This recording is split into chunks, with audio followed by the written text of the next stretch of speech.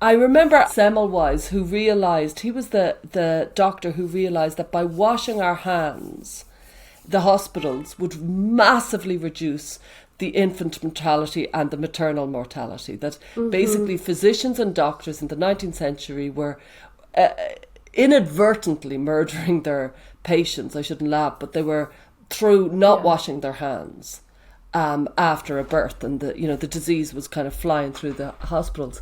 And he ended up in a lunatic asylum. Semmelweis did. Nobody would listen to him, and they rejected his theory because it was so horrifying to think all we needed to do was wash our hands to prevent deaths, that it got dismissed. It could not be true that this is such an easy, simple explanation. Equally, I know it's a jump, but equally people could say it could not be true that our kid just needed some psychotherapy, and they might have avoided this massive physical, heavy burden on their body. I can see how people would just say, it's too big to bear and I can't take it. And when you think about families who are facing this fork in the road, where one direction is make your entire life around gender, put your child on puberty blockers, rearrange everything, get their name legally changed, develop a new identity for your child, turn them into basically a medical patient forever.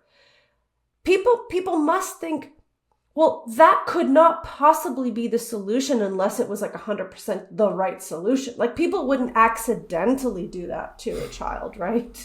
Yeah. And then the other solution is get some of the unhelpful influences out of their life, keep them busy with other things, lean on with a lot of love, reconnect, bond. Yeah. I mean, it sounds stupid almost. It sounds stupid. Why would an entire medical system and school system and culture push child to option 1 if option 2 could really be helpful? And that's, of course, not the case in all circumstances, but for a lot of these kids, we hear desistance stories. That is what it takes. And of course, it's a monumental task for parents to do that because they're constantly being undermined by all these other parts of the culture. But sometimes it is really that fundamental. I know.